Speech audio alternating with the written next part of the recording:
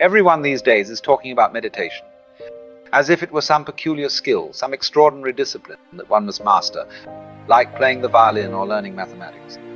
But the very moment you try to do it, you've already missed the point entirely. You cannot meditate, you simply cannot. The very attempt is already failure. For the simple reason that you, the ego, the thinker, the little voice inside your head, are the very obstruction to meditation itself. Thinking is nothing but a form of inner chatter, like talking to oneself. And as long as that chatter goes on, you remain trapped in a world of abstractions, a world of symbols about reality, rather than reality itself. You see, reality is not a thought, it's not a word, it's not a name. Reality is now. And this moment, this eternal present, cannot be grasped by the mind that seeks to capture it, because the mind can only represent, never experience directly. The trouble, you see, is that most people try to meditate by struggling with their own minds. They sit in their little postures, gritting their teeth, attempting to silence thought, to force tranquility. But that's like trying to smooth rough water with a flat iron. The harder you try, the more turbulent it becomes. No, you cannot meditate by effort. You can only allow meditation to happen. In the same way that you allow yourself to listen to the hum of the world, without trying to understand it, without naming, without grasping, just listen, just be. And in that effortless being, meditation arises on its own. You see, most people are simply addicted to thinking. That endless chattering inside your skull, words, symbols, images, it never stops. And it is quite literally talking to yourself. Now, if you talk all the time, you never hear what anyone else has to say. And if you think all the time, you never allow yourself to encounter what is real. All you have are your own thoughts about reality, which are merely representations, not reality itself. You live, as it were, inside a map, mistaking it for the territory. Inside a world of symbols that refer to things, but are not the things themselves. You see a tree, and you call it tree. But the word tree is not the living, rustling, swaying reality out there.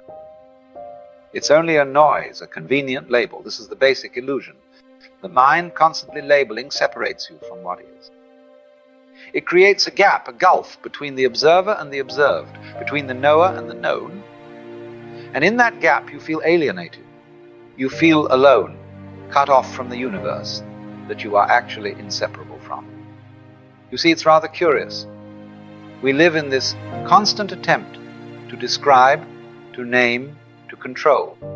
But reality does not need your commentary. It simply is. And when you are endlessly thinking, you're living in a kind of dream world, never directly touching life, but merely talking to yourself about it. This, you see, is the first great obstacle to meditation.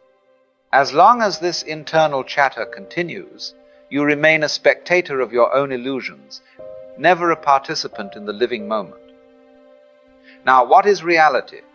That's a very peculiar question, because the moment you ask it, you've already moved away from it. You see, reality is not something that can be captured by thought, by language, or by any form of conceptualization. The moment you name it, you reduce it. Words divide, categorize, create boundaries where none exist.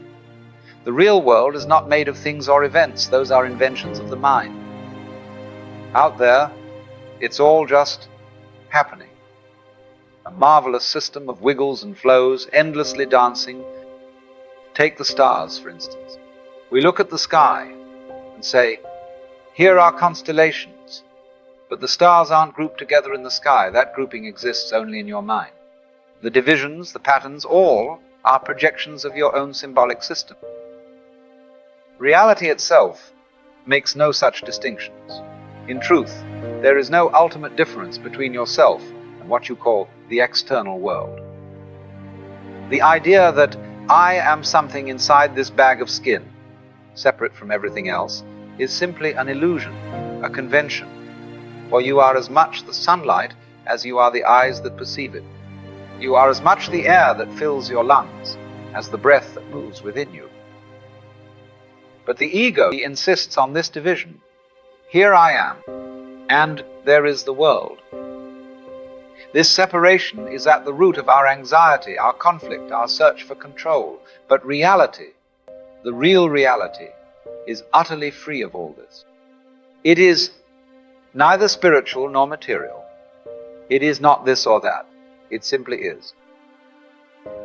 And the moment you stop trying to grasp it, to define it, you begin to taste it. Now let us speak of this thing called the ego, the I, the separate self that most people imagine themselves to be. The ego, you see, is not a thing. It's not some entity hiding inside your head, pulling the levers. The ego is a social convention, a hallucination created by your thinking. It is the thought of I. And when you examine it carefully, you find that it has no substance of its own. It is simply a pattern of tension, a continuous effort of identification and control. When you think, you create the image of a thinker behind the thoughts. When you feel, you create the idea of a feeler behind the feelings. But these are only ideas. Thoughts do not require a thinker, any more than lightning requires someone to operate the thunder.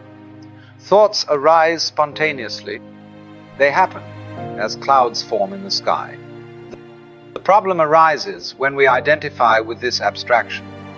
That is, when we believe that the ego is real, solid, permanent, and this identification creates conflict. It creates fear. It creates the desperate urge to control, to improve, to protect something that in truth has no independent existence. The tragedy is that the ego is precisely what tries to meditate, and that's the great joke of it all. The very thing that wants to let go cannot let go. The ego cannot surrender, because surrender would be its own dissolution. You see, meditation cannot be done by the ego. The moment you approach meditation as something you must do, you are reinforcing the very illusion that must evaporate. Meditation is not something you achieve. It is something that happens when the ego exhausts itself and falls silent. Here is where so many go astray. They sit down to meditate, with furrowed brows, tense jaws, and anxious minds, determined to still their thoughts, to silence the inner noise. But, you see, this very act of trying is itself the noise. To try to meditate is like trying to smooth a rough pond with a flat iron. The more you press, the more ripples you create. The water would settle perfectly well on its own if only you would leave it alone. So too with the mind. People imagine that meditation means the absence of thought, that a blank mind is the goal. But thoughts, you see, are no more a problem than the chirping of birds or the passing of traffic outside your window. They are simply happenings, part of the great orchestration of life. You don't need to suppress them. You don't need to resist them. You simply observe. As you would listen to the wind or watch leaves flutter, you allow the thoughts to come and go without judgment, without grasping, without naming. Meditation happens naturally when you stop interfering. When you stop trying to meditate, you are meditating. It's a paradox, you see. The ego wants to be the master, to be in control even of its own surrender. But surrender is not something the ego can perform. It is what arises when the ego dissolves. Therefore, let go of the effort. Let the mind be as it is. And like a tired bird that eventually quiets its song, your thoughts too will settle when left undisturbed. Meditation is the art of non-doing, the grace of being. So then, if meditation is not a practice of doing, what is it? It is simply being present with what is, without the compulsion to alter, to judge, or to fix. It is, in essence, a profound listening. You close your eyes and allow the world to pour into you. You hear the faint hum of distant traffic, the whisper of the breeze, the gentle beating of your own heart. And you do not name these sounds. You do not categorize them. You simply receive them. You let your senses play freely, without interference from the mind's commentary. You allow your breath to breathe itself, without control, without manipulation. You let your body exist as it is, aches, tensions, sensations, without trying to improve or resist any of it. This is the art of non-doing. You are not forcing anything, not aiming for any particular state. You're not trying to achieve tranquility or enlightenment or bliss. You're simply allowing. And in this allowing, something remarkable happens. The boundary between self and world begins to soften. The rigid lines dissolve. You no longer feel like a separate observer watching life from behind your eyes. You become instead part of the happening itself. The breath, the sounds, the thoughts, all part of one continuous process. In this you rediscover your original nature, effortless, spontaneous, free. You are not a fragment trapped in a skin bag called me, but rather a manifestation of the whole universe, a wave upon the vast ocean of being.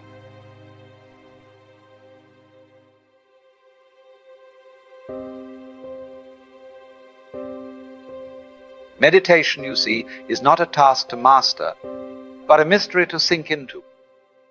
It is the effortless grace of simply being here now, without trying to be anywhere else. Now, one of the simplest and most beautiful ways to slip into this effortless state is through the act of listening. Not listening for something, not listening to identify, but simply listening. You see, sound is marvelous because it requires nothing of you.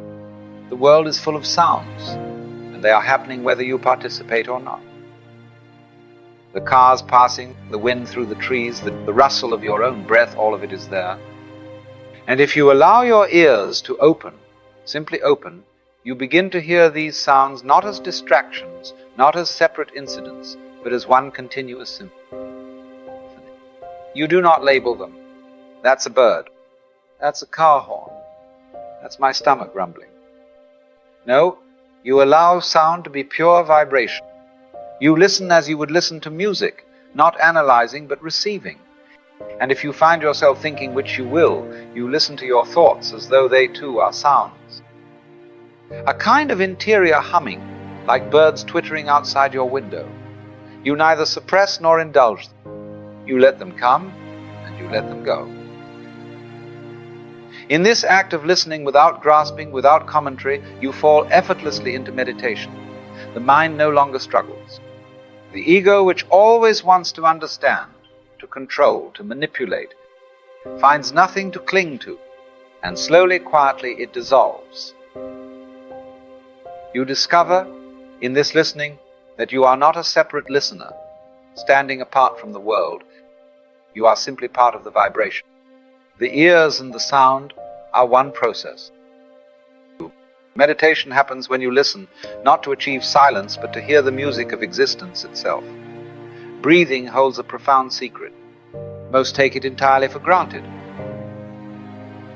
After all, it happens continuously, day and night, without conscious effort. Yet, at any moment, you can decide to alter it, to hold your breath, to breathe deeply, to quicken or slow the rhythm. It exists in a strange borderland, both under your control and entirely independent of it. This peculiar nature of breath offers a glimpse into the artificial distinction between what we call self and what we call world. Ordinarily, there is a firm division in the mind. On one side, things I do. On the other, things that happen to me. But breathing unsettles that neat separation. Am I breathing? Or is breathing happening? The more attentively you observe this rhythm, the more that old division begins to blur. Breathing is not an isolated act performed by a little me inside a body. It is part of a much larger process. The air entering your lungs was stirred by the trees. The oxygen carried into your bloodstream was once part of a great atmospheric dance involving oceans, forests, and sunlit skies. Breathing is participation in a cosmic circulation. This realization extends beyond respiration. Your entire organism, the beating of your heart, the movement of your digestion, even the involuntary twitches of your muscles, operates as an intricate system that never once asked for your permission. The thought that you are in control is only a narrow spotlight of conscious attention, scanning the vast mystery of your existence. Here lies one of the great revelations of meditation. As you simply watch your breath, neither guiding it nor interfering, the understanding arises that the apparent boundary between what I am doing and what is happening to me is arbitrary. The breath breathes itself, and in that effortless flow, the illusion of a separate controller begins to dissolve. This is not a philosophical abstraction. It is something directly experienced when attention settles into stillness. Watching the breath without interfering is a mirror for life itself. Life moves through you. The heart beats, the lungs fill, sensations arise. None of these require your effort. And in that effortless happening, there is no solid I pulling the strings, only the continuous dance of existence. As this understanding deepens, meditation ceases to be a practice of control. It becomes a surrender to what has always been unfolding without your grasp. People are always trying to get somewhere. They imagine that life is a kind of journey, a long road leading towards some final destination. Enlightenment, success, salvation, or ultimate happiness. But this entire way of thinking is built on a fundamental misunderstanding. In music, the purpose is not to reach the end of the composition. If that were so, the finest musicians would be those who played the fastest. The meaning of music is in the playing itself, the unfolding of each note, each pause, each crescendo. The joy of music is not in arriving, but in the movement, the flowing patterns of sound. The same is true of dancing.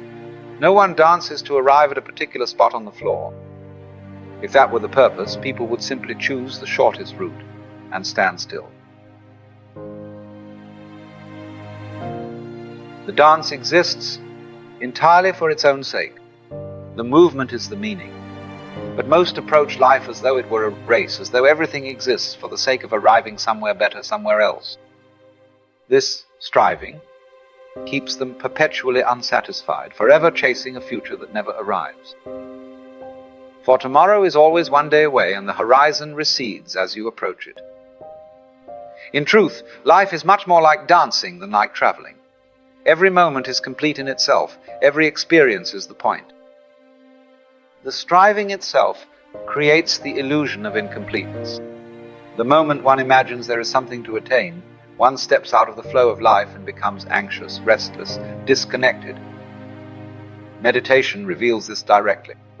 When you sit quietly, not chasing thoughts, not grasping for results, you discover that the present moment is entirely sufficient. There is nowhere to go, nothing to achieve. The now contains everything. This is why genuine meditation has no goal. The ego, always concerned with improvement, demands progress. It wants to meditate, to become wiser, more peaceful, more enlightened. But this desire is rooted in the illusion of becoming, of movement toward an imagined end. In stillness, it becomes clear you are already here. There is no elsewhere. Life is not a path. It is a rhythm, not a pursuit, but a play.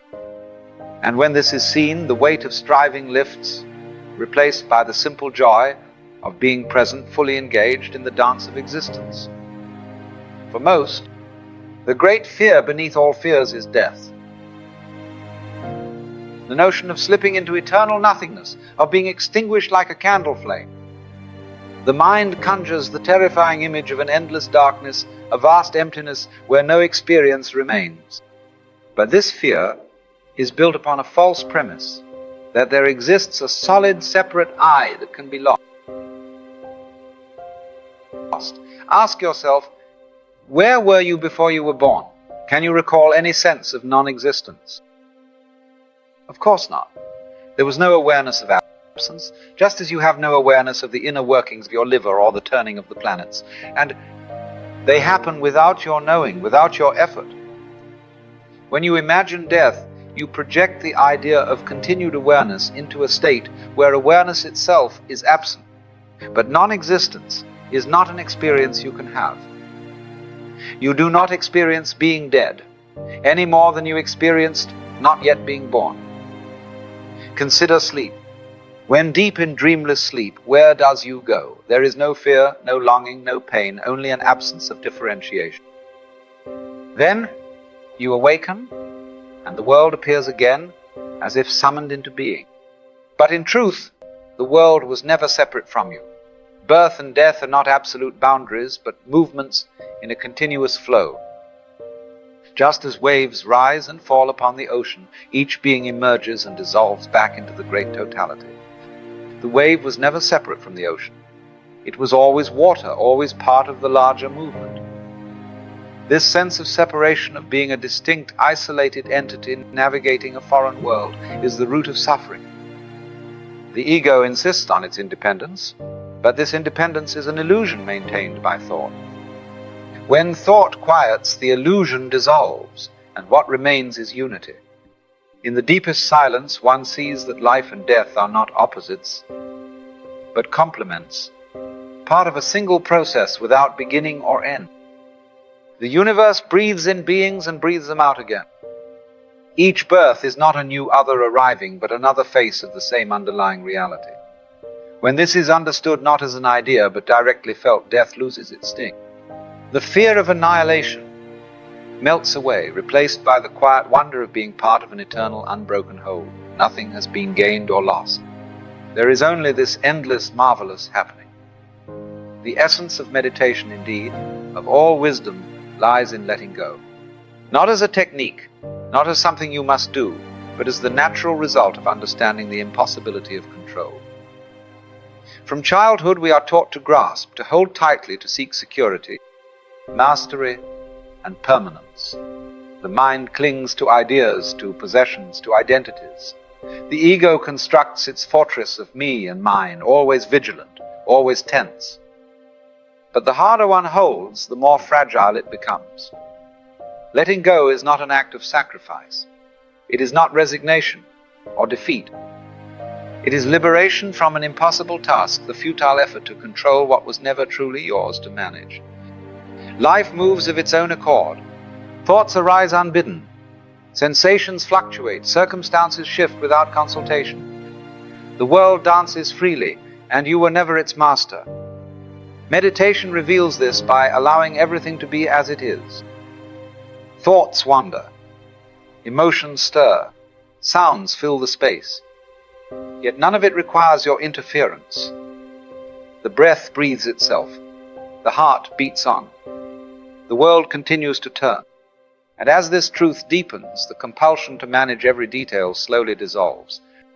True freedom emerges not from domination, but from participation, from becoming part of the flow rather than standing apart from it. The separation between self and world softens until the boundary disappears altogether.